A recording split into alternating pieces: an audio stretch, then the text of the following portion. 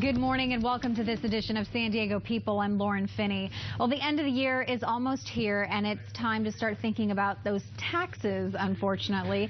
But if you want to make a tax-deductible donation to charity, you only have a few days left. But how do you decide who to donate to and how to make sure that your donation is getting to the people who need it? Joining me now to help us sort this all out is Adrienne Vargas, Vice President of Charitable Giving for the San Diego Foundation. Adrienne, thank you so much for being here this morning. You know, it's that time of year. Everybody's hopefully still in the giving spirit, and it's a great time to donate. And you can also, you know, get a tax deduction. So it's kind of a win-win situation for everybody. For those who aren't the foundation, tell us a little bit about it.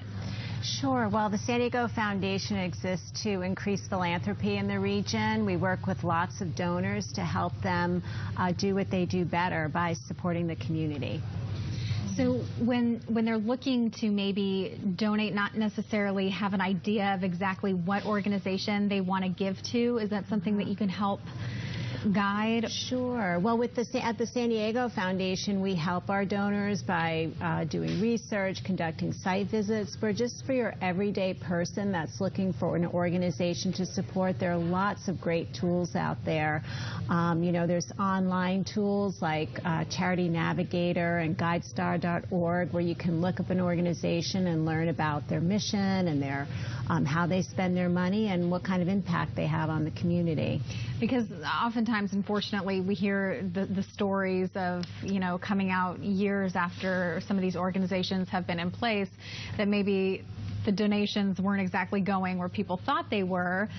So you really want to make sure that you're giving to a reputable organization and that that money is going where you intend for it to go. That's exactly right. Unfortunately, like in a lot of sectors, a few bad apples kind of ruin the reputation of the bunch sometimes, but there are thousands, literally thousands of nonprofits in San Diego, and by and large, most of them do a fantastic job. And you can see that by the services that you get in the community from a lot of these nonprofits, either by, you know, the land that you see, the parks that are well maintained, the YMCAs, the community centers. There's just such a rich nonprofit sector doing fantastic work. Now, with the San Diego Foundation, you're working with an endowment. How does that work for people who are unfamiliar? Sure. So most of our funds are advised by individual owners, so they're individual families who want to help the community, and we provide all of the back office work for them to help them support the community. We do have a small amount of money that's unrestricted, where we have program staff who determine how to deploy those resources into the community, and they do that through a lot of research and getting information about how to have the greatest impact. And a lot of the smaller nonprofits will also come to the foundation and say we're really in need of some help, right? That's right. We have some tools for nonprofits who want to be more effective in what they're doing, and one of our roles is connecting donors to each other, but also connecting them to the community. So if we have donors who are interested in a particular sector, we can help guide them and tell them, you know, who's doing what in the field. Yeah. And San Diego Foundation has been around for 40 years. We have. What are some of the ups and downs that you've seen? You know what, quite frankly, it's pretty much all ups. I'm really fortunate because in philanthropy you work with people when they're at their best. So most of the people that we work with are really happy about what they're doing, and they just want to figure out how to do it better. Are there goals set for 2016 for the foundation as far as areas that you would really like to see being benefited throughout our community?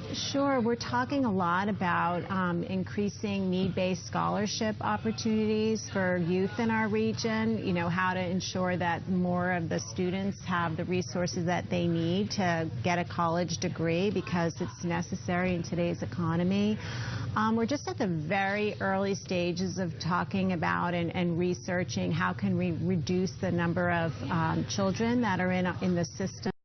How can we make them more successful as they grow older? And, you know, talking about the fact that we're, you know, at the end of the year, a lot of people are thinking about those tax breaks. Is that something that you help donors specifically with? And Definitely. how does that work? Fortunately, the phone rings off the hook this time of year because a lot of people have highly appreciated stock, and you can get a deduction on the current value versus the basis. So if you have some, you know, low basis stock, it's a great tool for giving, and a lot of people are doing that right now. Yeah. Are you seeing trends as far as different areas of our community that are really receiving a lot of attention and growth, you know, recently as far as donations? You know, certainly the big institutions, the healthcare institutions, the universities, they always get a nice share of the philanthropic support in the region, but there are a lot of great smaller organizations that have, you know, a core group of people who always support them. And so, you know, and then there are people who give at every level. So I wouldn't know to name any one in particular to call out any, but there's just a huge number that are doing great work. What do you say to maybe people who are just starting to get in gear of that, you know, philanthropy sector, and they're really starting to, okay, I'm going to make it a priority that, you know, end of the year, I'm going to give to certain charitable organizations. Are there tips that you can give them other than the websites to kind of identify some of those, you know, organizations that might be better than others to donate to? Sure. You know, a lot of people give, quite frankly, just because somebody asked them to give. And then sometimes people look back at their giving and they say, you know what, I gave to causes that everybody else asked me to give to, but I never really focused on what I care about. So I would say the number one thing to think about your own values and what you care about, and then to try to be deliberative about it and match the organizations that you're supporting with what you really care about, because you're going to have a better experience in doing that, and you're going to be more excited about the results that come from your support. Absolutely, and sharing that with family and friends as well, and getting them excited about it, I would imagine. Definitely. Yeah. Definitely. Adrienne Vargas, thank you so much from the San Diego Foundation. Certainly hope it's another year where there's a lot of giving. Thank you for having me. Appreciate it. When we come back, we will talk about what you need to know to make your donations count. San Diego people will be right back. Stay with us.